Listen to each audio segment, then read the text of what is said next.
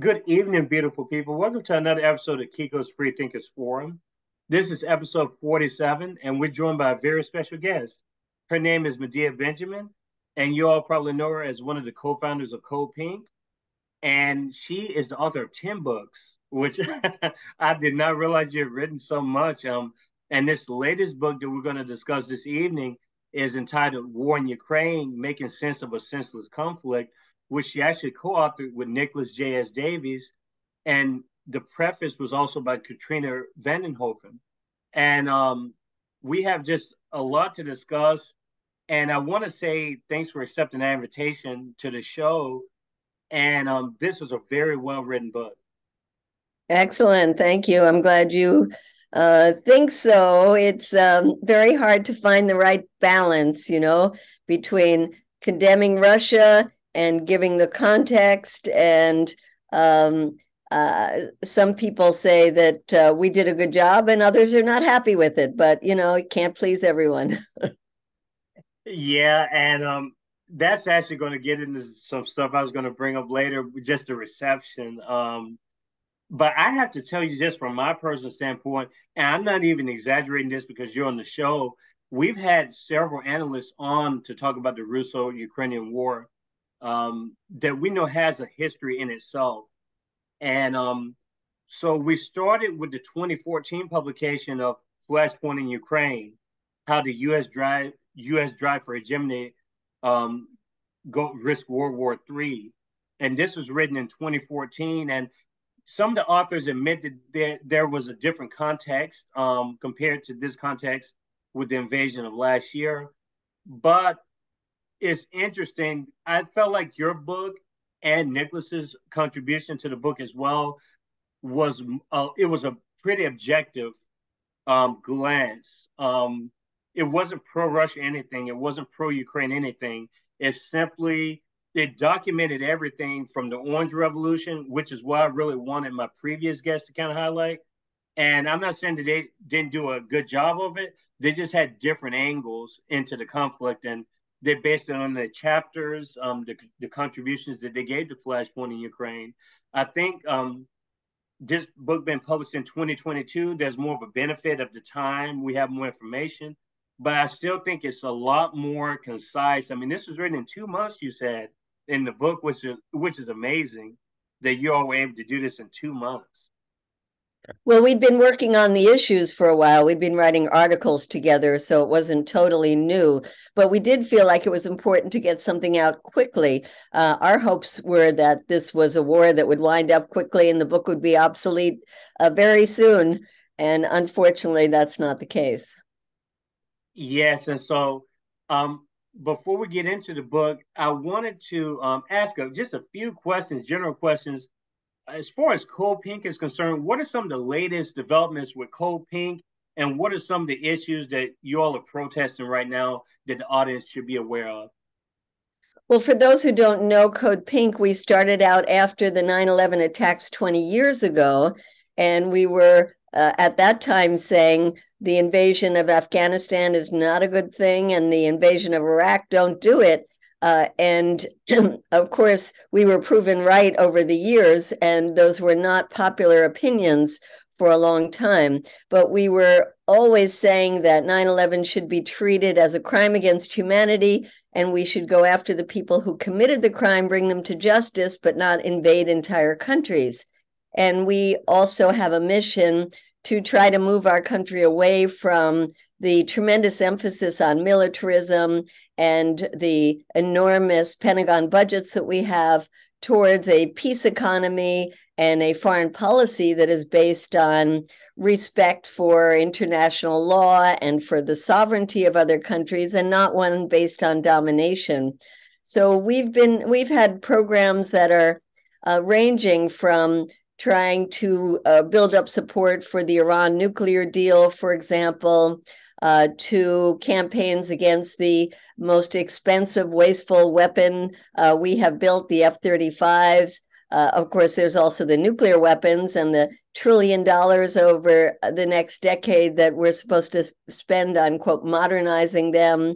And we've been also doing specific things in countries raising money for Afghan women, for refugees in places like Pakistan after the floods, we work with women's groups in Iran. So in addition to trying to change policy, we also want to be helpful to people who are suffering. In that vein, it's not just in the Middle East or Asia. We've also been working a lot in Latin America. We have been appalled that Biden has followed Trump's policies when it comes to places like Cuba, Nicaragua, Venezuela with these brutal sanctions. So we've been working against those. And so we have a very much of a global outlook and try to make the connections between the problems of our foreign policy and how they also create problems at home. The violence we commit abroad is reflected in violence and domestic violence in our communities and our police forces. It's reflected in the way that we spend our dollars and not putting money into things like decent health care or free college education, saving the environment. So these have been constants around the mission of Code Pink for the last 20 years. Yes, and how appropriate that you're on the show and speaking to that international community, which we're a part of. And our listenership and viewership, a third of my audience is from outside of the United States. And so we're speaking to lots of people. I know the people will appreciate that, just the global outreach. And I honestly believe, and people know this from the forum, that a big part of the ignorance of the average voter, I think, is because we don't talk about things outside of the United States. We're so stuck in our bubbles, and we don't connect these issues to the global struggle. And all these issues that we're discussing are connected with the international community. So you can't separate the two. And I think that's the last link that I see, especially with a lot of my friends who I think have good intentions, but they don't link the domestic with the international. And that's kind of where everything falls apart. Yeah, I totally agree with you. It's very hard to get people in this country interested in international issues. You know, when there are elections coming and people look at the list of what are their priorities, foreign policy is way at the bottom, if it even appears. And most Americans know little about the world. There's that very ironic and sad saying of Mark Twain that war is the way that Americans learn geography. And I doubt even with the U.S. participation in the war in Ukraine, most Americans could probably not find it on a map. Mm-hmm. And we're not taught very much about foreign affairs in our schools. And our news programs are just about domestic scandals and so much partisan kind of politics. And not on the big issues of what's happening out there in the world. And that's why Americans are very easy to fool and to get into the mindset of thinking that the Russian people are their enemy, the Chinese people are their enemy. You know, there's always some enemy that we are told that we're supposed to hate. Unfortunately, it is easy to convince Americans of that because they don't have a lot of understanding. Most Americans don't get an opportunity to travel outside the United States. Most Americans don't even have passports. And so, yeah, people live in a bubble. And of course, our bubble is a big one because it's a big country. But it is also a big, beautiful world out there. And it would be nice if people in this country knew more about it, paid more attention to it, and had more appreciation for the rest of the world, not just mindlessly going on this USA, USA, we're the greatest country in the world. Hard to say that if you haven't seen a lot of other countries. I can't agree more with that. And audience, I do promise we will get into the book some, and Medea's going to have to guide us a little bit because, like I said, I think what has been missing in this fourth, I guess, piece into the Ukraine-Russia series on the forum is that timeline of crucial occurrences that have kind of led us to where we are right now.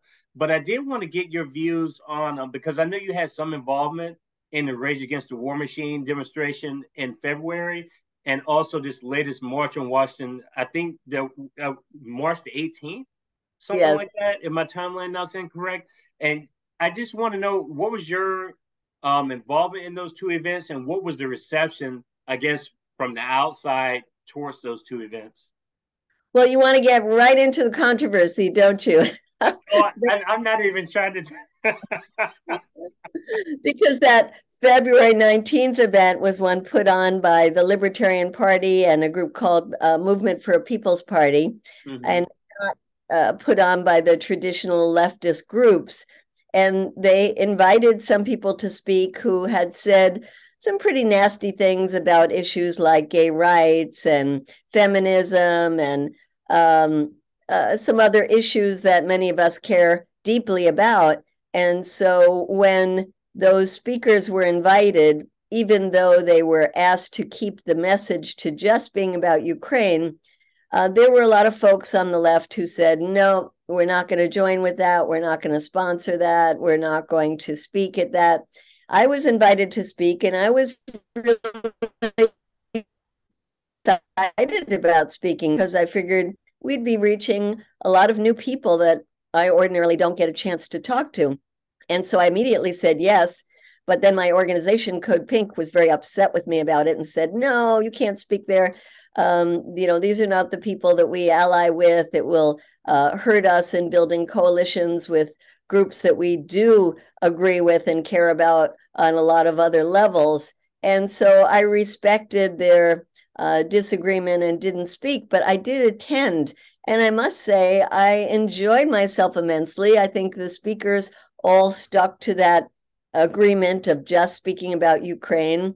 I think it was, while it was an overwhelmingly white crowd, there was diversity in their beliefs. So there were people who would come up and say, oh, Medea, I know you. I disagree with you on X, Y, Z, but boy, this is one thing that we really agree on. And I believe that we have to reach out to folks who might not be aligned with us politically on a number of other issues. One, because I think the movement of the left on this issue is way too small. And two, because if we want to get any momentum in Congress, we're certainly going to have to reach out to the only ones right now who are putting up any kind of a stink about the blank check to Ukraine or calling for negotiations. And that's a small group within the Republican Party. And I know that when we worked on the war powers resolution around Yemen, for example, a war that you don't hear much about, but has been raging for the last 8+ years, we were called by Bernie Sanders and a quite conservative Republican Senator Mike Lee into Bernie's office. And around the table, lo and behold, were right-wing groups like the Heritage Foundation and the Cato Institute, which is libertarian, and Freedom Works, which is conservative. And we had left-wing groups there like CODEPINK. And we all laughed and said, isn't this great that we can be all around the table together because we all want to end this war in Yemen. And so I think, it is possible to do that kind of coalition building around Ukraine if we are open to working with people that are different from us. And, lastly, I want to say about that is that Martin Luther King had this saying that if you're comfortable with your coalition, then your coalition isn't big enough. So I think that's good advice about how to have a bigger tent that you're kind of, oh my goodness, do I really feel okay being in this tent with that person or that group? And in the end, you let go of some of those things for this one campaign. It doesn't mean we're going to be besties for life. It means we're going to work together on this one thing. So that's my feeling. Yes, and I couldn't agree with you more. That the purpose of this forum, because we operate everything outside of the Red Blue Alliance. We don't do that stuff on the forum. And if people run for public office, if they're running for DNR, good luck to you. You can get that publicity from the mainstream media, the people who are, funding all your projects and stuff, because they already get to shine them, and we're trying to go against the DNR alliance. And people may not believe that that's a thing, but it is. I mean, everything is tied. The two-party system is inherently tied to the war machine and everything else, the corporate media sponsors. I mean, it's the same team. I don't care how you want to justify it. Um, there's no such thing as a progressive Democrat. There's no such thing. It just doesn't exist. I mean, because the actions that have been committed are just too deep and too serious to keep um, playing this game of blue and red and stuff. I mean, we really have to do something. Otherwise, the status quo is just going to engulf everyone that's involved. And I think that's, to your point earlier, the quote unquote the left has become just so sucked into the Democratic Party just successfully over the years. It just gets smaller and smaller because people buy into the personalities and everything, and they just accept we can't stop these wars. We can't do this. We can do something about it. It's just like people are making decisions not to resist.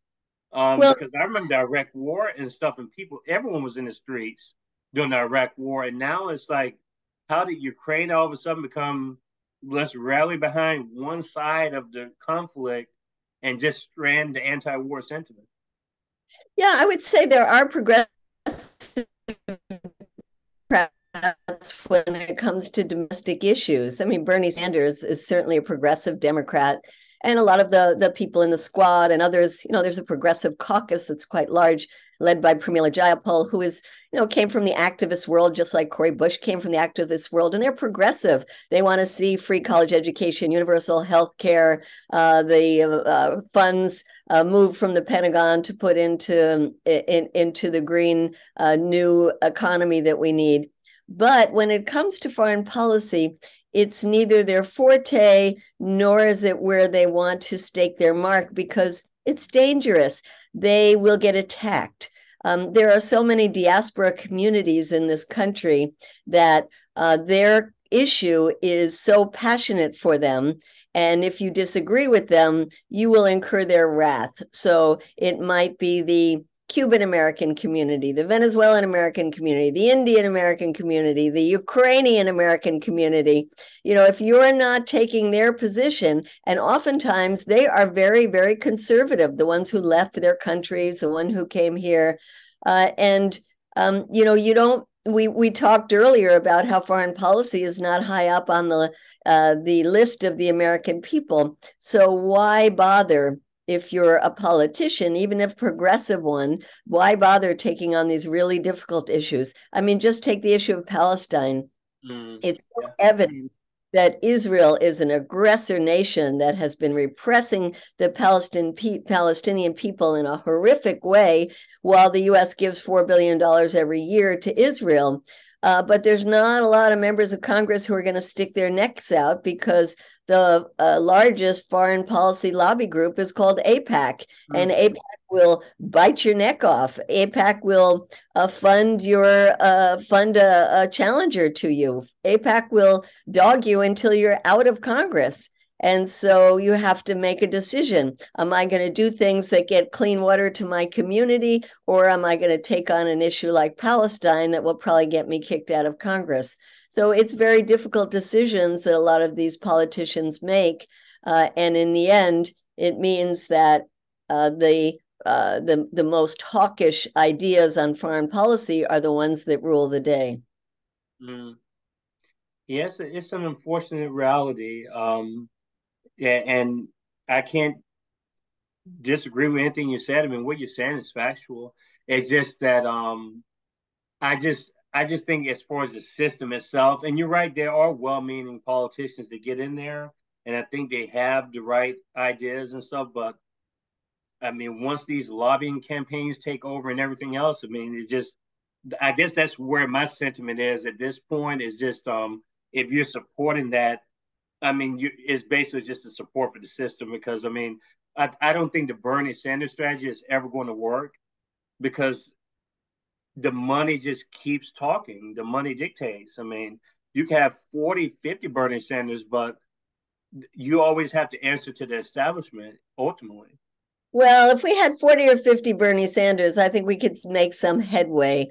While we're waiting for the revolution to happen, we have to deal with what we have now. And, there are, and I feel, we'll get more into this Ukraine issue, but I feel that we're not doing our job as citizens because the Ukrainian Americans are very organized. They tend to be people who want to see more and more weapons sent to Ukraine, and they are lobbying fast and furiously. When I talk to members of Congress, they say, "Oh, these Ukrainians are out organizing you 10-1." We hear way more from them than we hear from people who are calling for peace talks.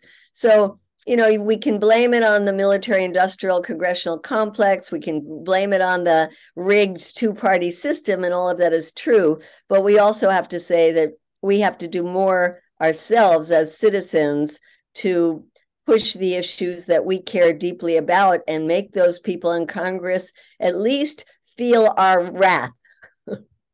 Yes, I agree for sure. No doubt. Let's definitely segue into the book itself. And my audience is pretty up to par as far as the whole NATO question and that is concerned. What the audience is lacking is the terminology and some of these key events that kind of led to where we are now. The first one being the Orange Revolution. And reading the book, honestly, I didn't even know much about the emphasis on civil war that was in this particular book, War in Ukraine, which I thought was really interesting. But can you kind of summarize what that was about, the Orange Revolution that I think happened back in '04?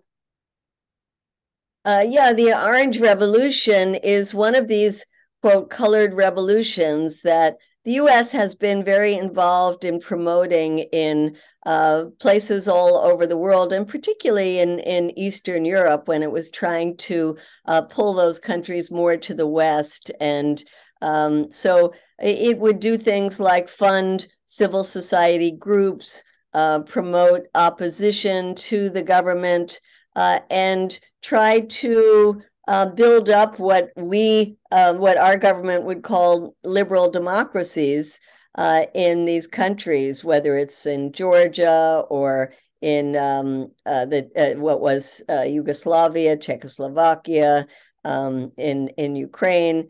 And many of them were, quote, successful in overthrowing dictatorial governments, repressive governments. But some of these other color revolutions that have been happening around the world have also overthrown governments that are simply not pro-US. And so that's what we see happening, and what happened with the Orange Revolution. And it was really a precursor to the uprising that happened then later in 2014. And that uprising you're referring to is EuroMaidan? Yeah, that uprising in EuroMaidan is something that the pro-Ukrainian resistance would call an uprising of dignity, and said it was a peaceful uprising against a corrupt government. The way we portray it in the book is, yes, it was a peaceful uprising against a corrupt government, but that government was democratically elected, and that peaceful revolution was taken over by forces that were violent, paramilitary, neo-Nazi, ultranationalists. They were a small percentage of the people who were protesting, but they were the ones who had the weapons. They were the ones who invaded armories and got weapons. They were the ones who set buildings on fire. And in the meantime, while the peaceful protesters were working with the government of Viktor Yanukovych, who was the head at that time, and outside governments, at that point it was France and Germany and Poland, and they came up with an idea to bring forward the elections to be 6 months away. And the armed group said, no, we're not going to agree with that, and instead overthrew the government by physically invading the spaces like the people on January 6th here in this country tried to do, but were unsuccessful. And Viktor Yanukovych was forced to flee the country. And a a rump government was put in power, that even US-run polls said that the majority of people did not consider it legitimate, did not consider it constitutional until there were new elections that were held. And then they had turned a pro-Russian government into a pro-Western government. And it's not only that this was helped by these violent paramilitary groups, but also with the help of the United States. And as we outline in the book, the role of the Assistant Secretary of State Victoria Nuland, we also outline in the book how the U.S. had been giving $5 billion up until that time to create civil society. You know, it's funny, in this country, we say, oh, the Russians created these bots and they influenced our elections, Russiagate, which turned out to be really nothing. But in the case of Ukraine, it was literally billions of dollars that were poured into that country to turn it against Russia.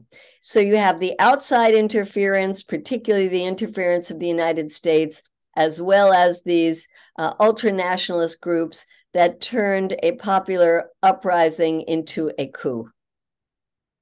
Yes, and you actually got into something that I was going to ask you a question about. That was probably one of the more shocking elements of reading the book is I was skeptical, even with the analysts that had come onto the show before, with Jack Rasmus, he was on, Matthew Witt came on.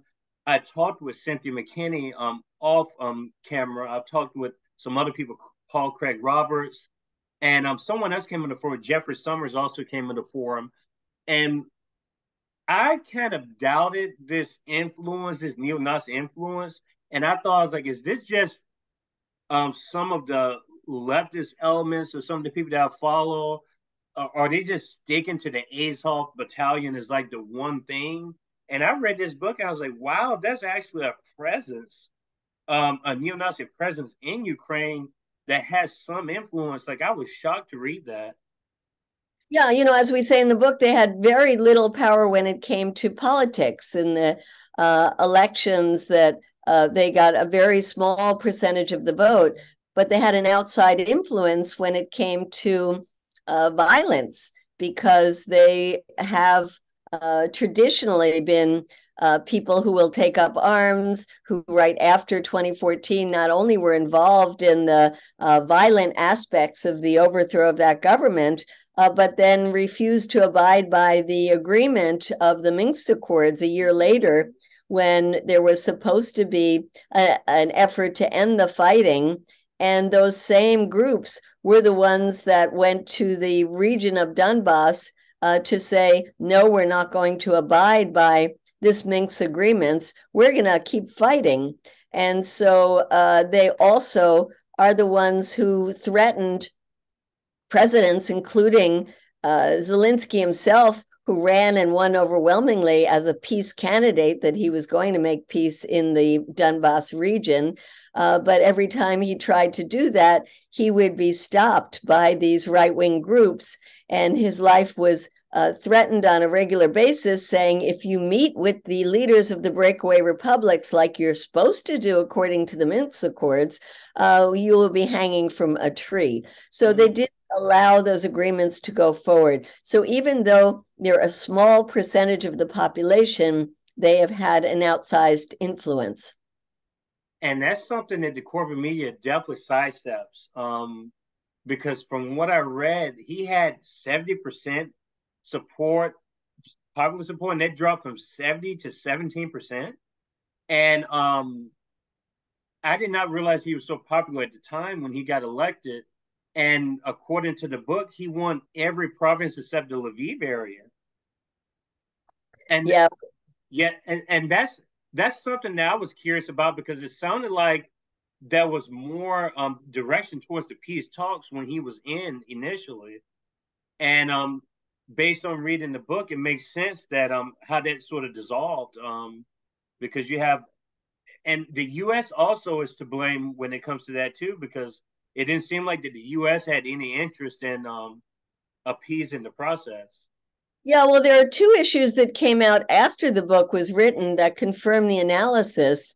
And there are two separate interviews that were done with the heads of state of Germany and France at that time, with Angela Merkel and Francois Hollande, who said in these two separate interviews that the Minsk agreements were an opportunity to weaponize Ukraine, to prepare them for a fight with Russia, or to prepare them to taking back the Donbass by force.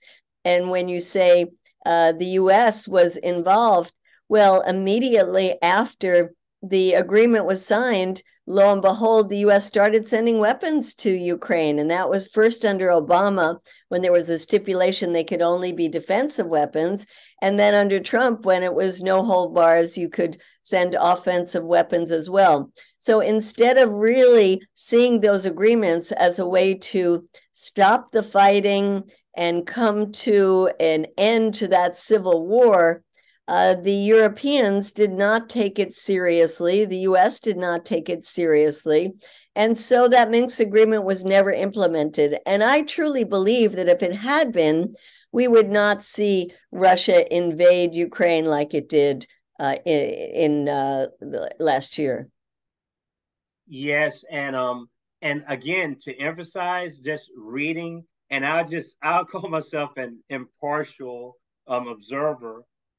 When I read this book, I don't understand sort of like the attacks against you, like, because I've been following social media for a while, and I told my audience I would never post on Twitter.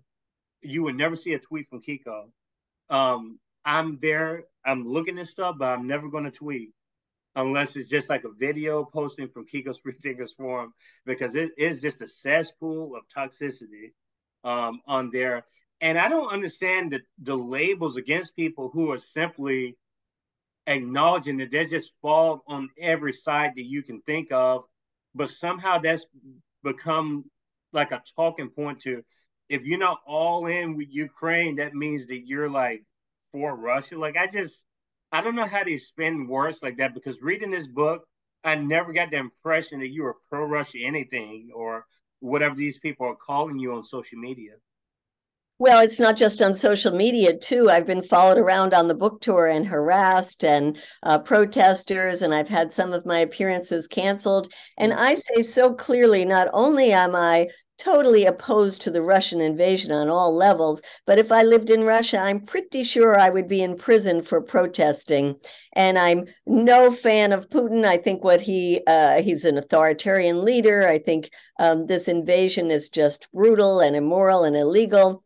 And so I don't understand why I am followed around and called a Putin apologist. But I think you hit it on the head when you say if you're not all in, and that means if you're not all in for continuing to send a flow of weapons and even up that flow of weapons, and if you're not all in the believing the myth that Ukraine can win on the battlefield when we don't even know what winning means. Does winning mean going back to 2014? Does winning mean going back to the way things were a year ago? What does that mean about Crimea? So if you now the position of many people inside Ukraine is to say, we want to take back everything, including Crimea. And if you have doubts that that's possible, like we saw in the latest Pentagon leaks, where it says that this is a stalemate, if you merely even quote what the Pentagon itself is saying internally, then you are not all in, and then you are considered a Putin apologist. So the labels are silly, they're meaningless, and they're also dangerous because they stop people from really thinking about what is happening, how many people are being killed every day, and where is this leading? If you don't have a clear picture that this is going to lead to a third world war or even a nuclear confrontation, then you're not being real about how dangerous this situation is. Absolutely. And I think the timing of your publication was perfect in the sense that um, I felt like, just for the purposes of the information that we were trying to push out, that we needed an updated version, and having a book to actually reference was a great thing to have. And people need to get this book, War in Ukraine, Making Sense of a Senseless Conflict, for sure. I have a couple more questions. One deals with, we talked about Zelensky some, but I know you probably followed the article that released yesterday from the New York Times, how Xi and Zelensky actually talked on the phone.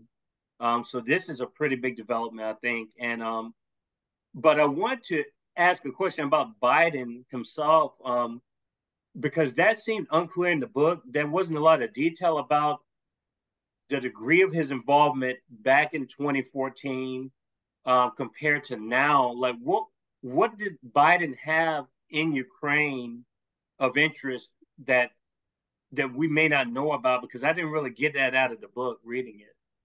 Well, that's an interesting thing that you picked up on, and that's because we really don't know. And a lot of that information is information that you only find out many years after the fact, when there are Freedom of Information Act requests, when there are whistleblowers that come out, when, more information comes to the fore. I mean, we know that Biden has been involved in Ukraine. It was so interesting in that leaked audio tape with Victoria Nuland, the Assistant Secretary of State, when she said, we got to get the okay for what the machinations were, who they were picking for the next head of state in Ukraine going to be on the inside, who is on the outside. She said we had to get the okay from the higher up, and the higher up was not Obama. The higher up at that point was Biden, who was vice president. So he was already deeply involved in giving the okay around the picking of the next leader after Yanukovych was overthrown.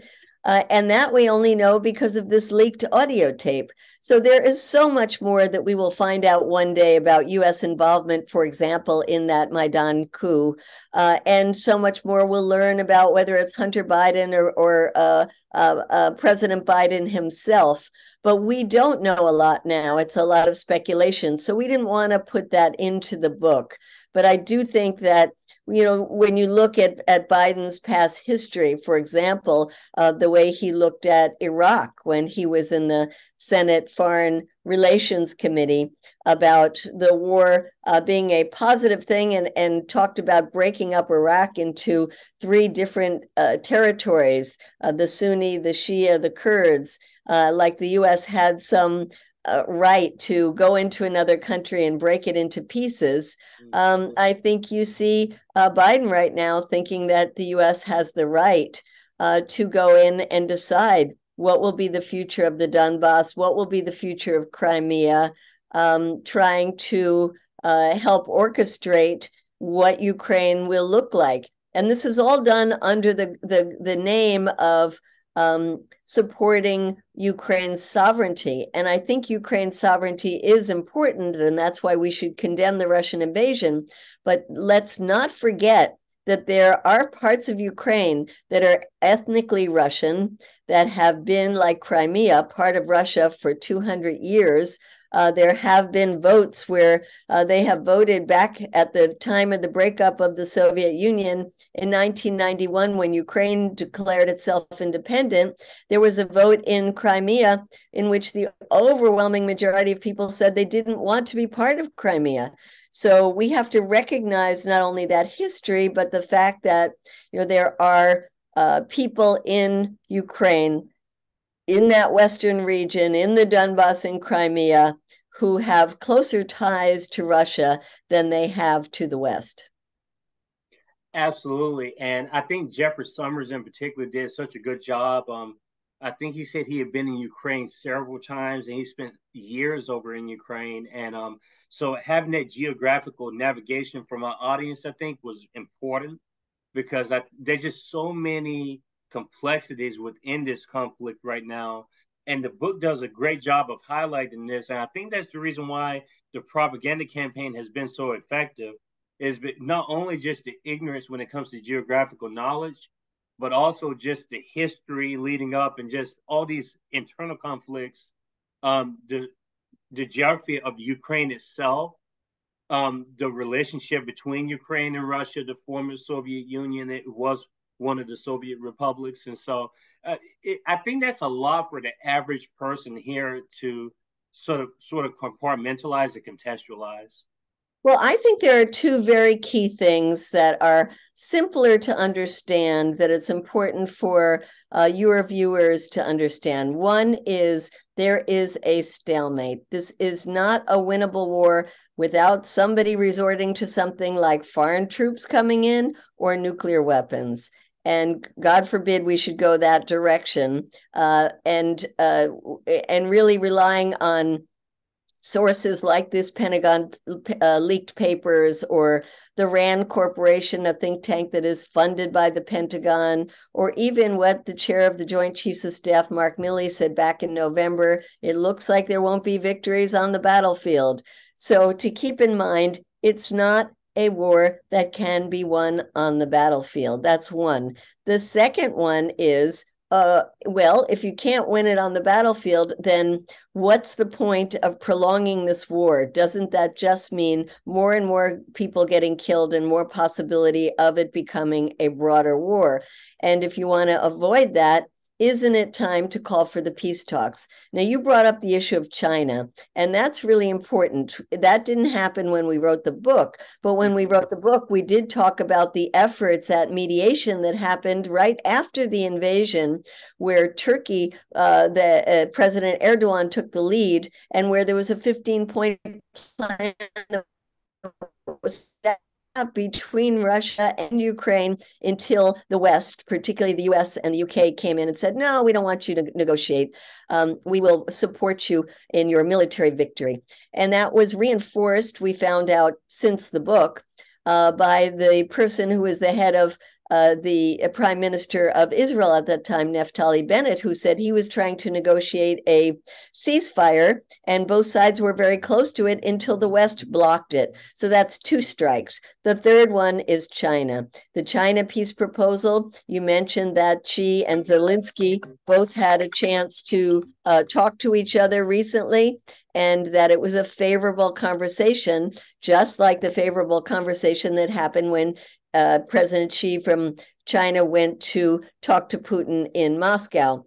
So here you have the two parties that don't want to go against China because China is their largest trading partner, and they have a lot of China has a lot of leverage, and so China can play a very positive role. But immediately the U.S. went in and said, no.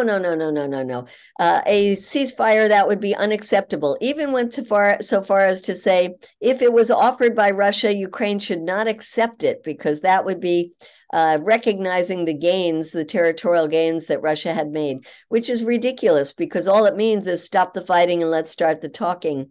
The U.S. has said that they don't think China could be a real mediator because China is too close to Russia. And yet here you have Zelensky anxious to talk to Xi, and very positive in his affirmations. And there are other countries like the president of Brazil, Lula, who is going around the world trying to build a peace club of nations so that there could be this pressure coming from many sides. And we need, I get back to my main contention, which is we need to push the U.S. That's where the holdup is. Especially you see that now in this China issue, when you have both Russia and Ukraine and other world leaders looking favorably and say, let's move forward on this Chinese proposal. Let's see where it leads. The U.S. has to be pushed to say, yes, let's, I don't like number 1357 of China, but I like 2468. So let's start with those.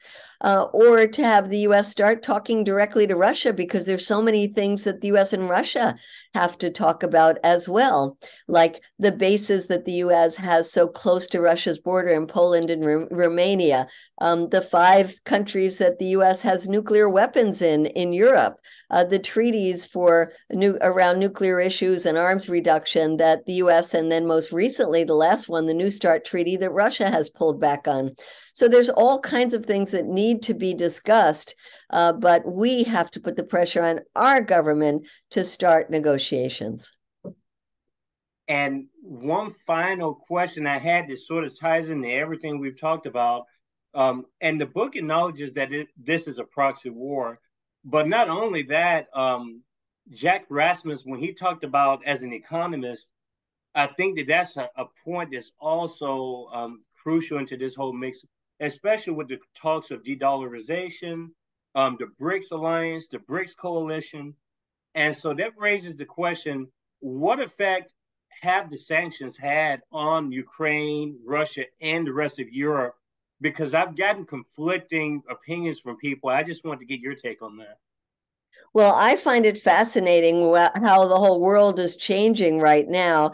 You see, the sanctions against Russia have not yet really had the kind of impact that the West hoped it would have on the Russian economy, but it has had tremendous impact on not only the European economy, where the price of energy has soared, where the price of food has soared, but also on the global economy, and particularly in the global South. That's why there's so much of a call in the global South to end this war.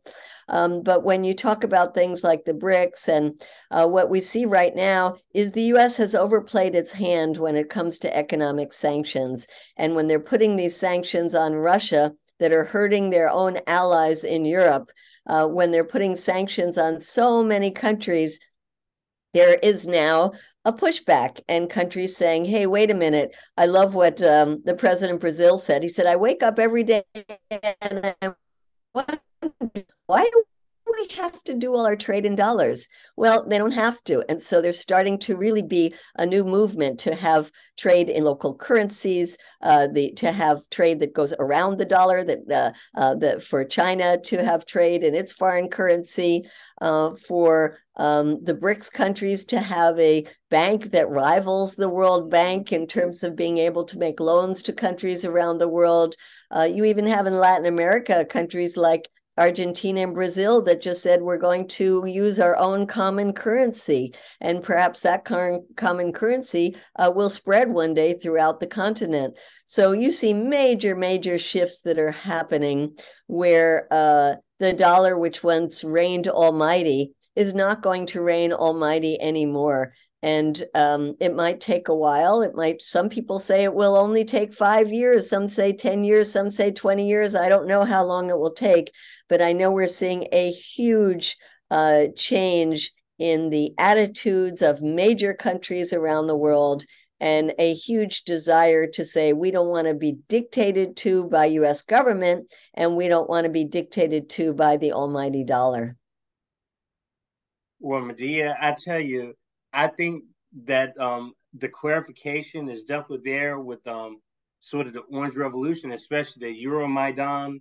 Like those are the two events, and then you brought the Minsk Accords, which is perfect because those are kind of my three question mark areas. Like I think I had everything else kind of understood, like the overall, but I didn't really grasp the internal struggles as much. And I think I've gotten a better job and a better grasp of that context now, thanks to you and everyone else that contributed to this series about the Russo-Ukrainian war that's going on right now.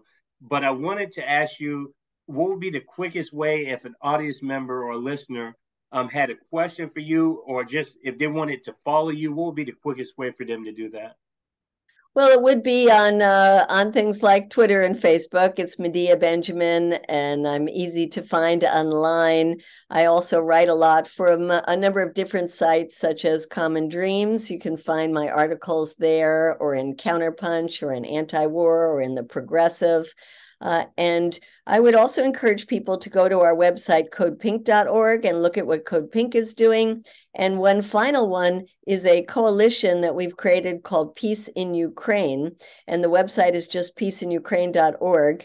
And it's a coalition that includes groups like Veterans for Peace, Code Pink, World Beyond War, some of the local peace action groups. And we have great resources there. We have meetings that people can join. We have suggestions on how to get involved. Simple things that people can do, like go to your farmer's market and hand out these flyers, or put a sign saying, let's talk about Ukraine, and just start the conversation going. Ways that you could approach your Congress people. So those are some places to get information. Well, again, Kiko's Free Thinkers Forum to you. We want to say thank you again. This was a memorable episode 47. It's going to be great. I'm going to listen to it, and it'll probably publish relatively soon. Because I've been getting the episodes out pretty quickly. But again, I can't thank you enough for joining the show, and I know my audience will appreciate your expertise and just like your knowledge. And a lot of my audience is probably already familiar with you over the years with Code Pink and all your other endeavors. And I just want to say thank you. And to the rest of the beautiful people out there, have a great evening. Tomorrow we're going to talk with Norm Finkelstein about his newest book that came out. I have a lot of questions for Norm. Oh, that'll be a good one, boy. I have a lot of questions for him. Um, But we've had so many great guests on the forum: professors, activists, truth seekers, politicians, and just all the 9 yards. And we want to say thank you again for accepting the invitation. And we will talk soon, beautiful people. Cheers. Bye bye. Thanks for having me on.